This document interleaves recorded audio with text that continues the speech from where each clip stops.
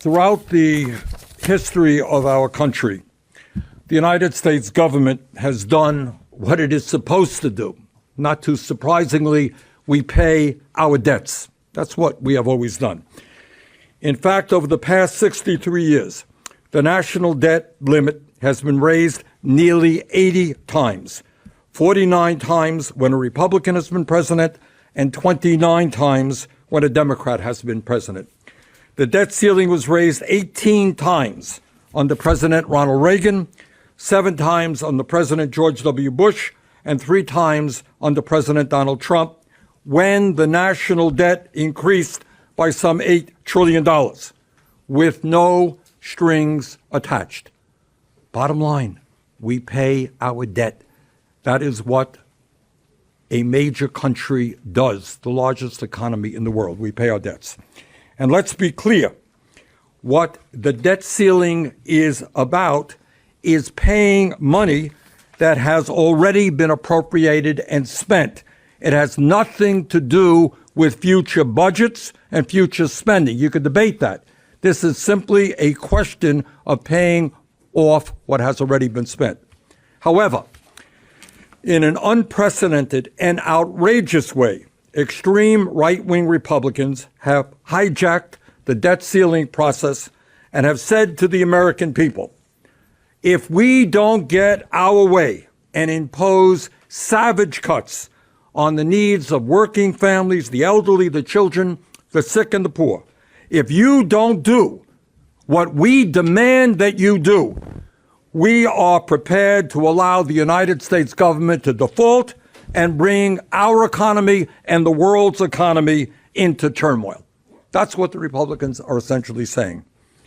If the right-wing Republicans force a default, it will mean the loss of millions of American jobs, interest rates on mortgages and credit cards will soar, and Americans will lose trillions of dollars in household wealth.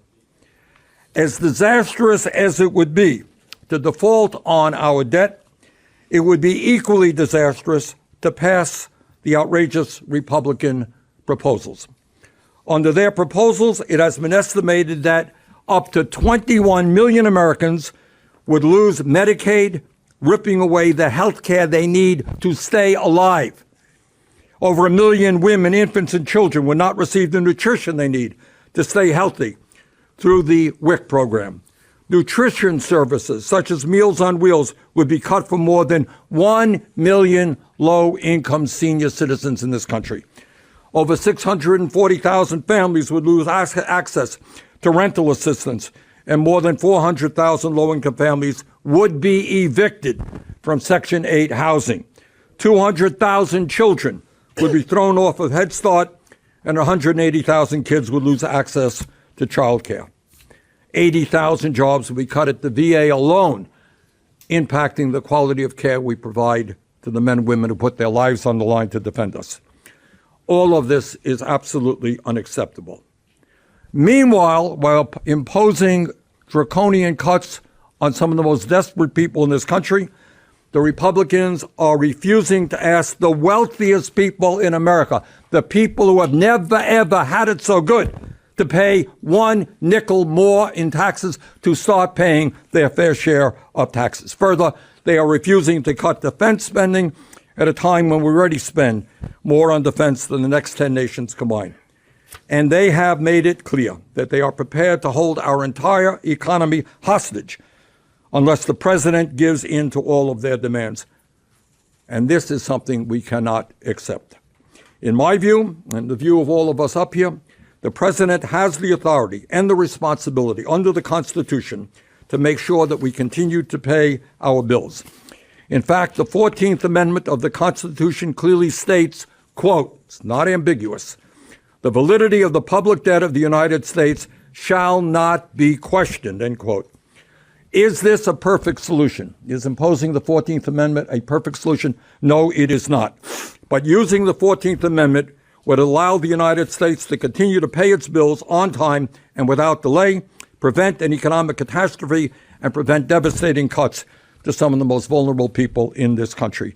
It should be exercised if necessary. That was the one and only Senator Bernie Sanders, and I'm Ben Meiselas from the MeidasTouch Network. You can't say it much better than that. Why I wanted to give you the full press conference of what Senator Bernie Sanders said there. And let me tell you what went down this past week. At the end of the week, President Biden thought he was having productive discussions with Republican negotiators regarding a debt ceiling bill. There was optimism in the room, and then Donald Trump made a post on his social media platform stating Republicans should not make a deal on the debt ceiling unless they get everything they want, including the kitchen sink.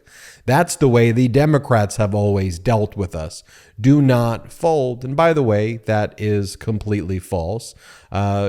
Before in the Trump administration and in all prior administrations, Congress has raised the debt ceiling and not conditioned raising the debt ceiling on other conditions. In fact, Donald Trump previously stated that no one would even think about making the debt ceiling a negotiating wedge. But as Donald Trump stated on the so-called CNN town hall, because he's not in office anymore, those rules don't apply. So basically, the Trump-led MAGA Republican Party is holding the nation hostage right now. Moments after Donald Trump posted that on his social media platform, there was breaking news. Republican debt ceiling negotiators abruptly left a closed-door meeting with the White House soon after it began. That's according to Bloomberg and other reports. This is what MSNBC reported. As soon as Donald Trump made that post, here's what happened. What's the latest on the debt deal? Well, look, Jose, we had started the day with the optimism that everyone in the room was sharing as they were leaving. The negotiations seemed productive, though as I was just downstairs where White House negotiators were huddling with allies of Speaker Kevin McCarthy, they left the room pretty suddenly, and it seems that they may have pressed pause on the talks. The top negotiator for Speaker Kevin McCarthy telling our team as he was leaving that they've decided to press pause, those are his words, and that he said, we're not going to sit here and talk to ourselves. At another point, he said it's just unreasonable, but didn't elaborate as to what he was talking about, whether there was a specific point in the talks that seemed to break down, whether it was one sticking point, several sticking points. So certainly we're always interested in the readouts that the president gets from his top aides in these negotiations. But at the same time, I'm very interested in the readout that he got this morning, given the fact that in just the last few minutes, we saw White House negotiators walk out,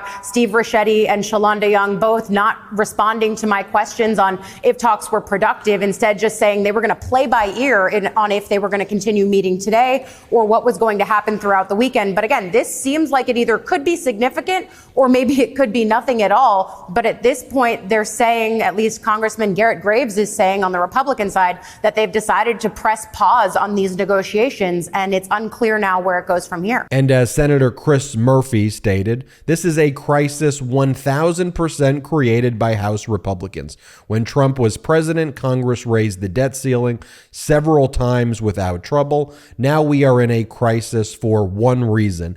House Republicans threat to burn down the entire economy if they don't get their way. And Senator Whitehouse, Democrat, writes, they may not be the sharpest knives in the draw, but these Republicans understand that the economic cataclysm caused by the default, their brand of irate extremism, will flourish. Folks, that's where we're at right now, but thought Bernie Sanders' words were very powerful, wanted to share it with you, and we'll keep you updated here, of course, on the MeidasTouch Network.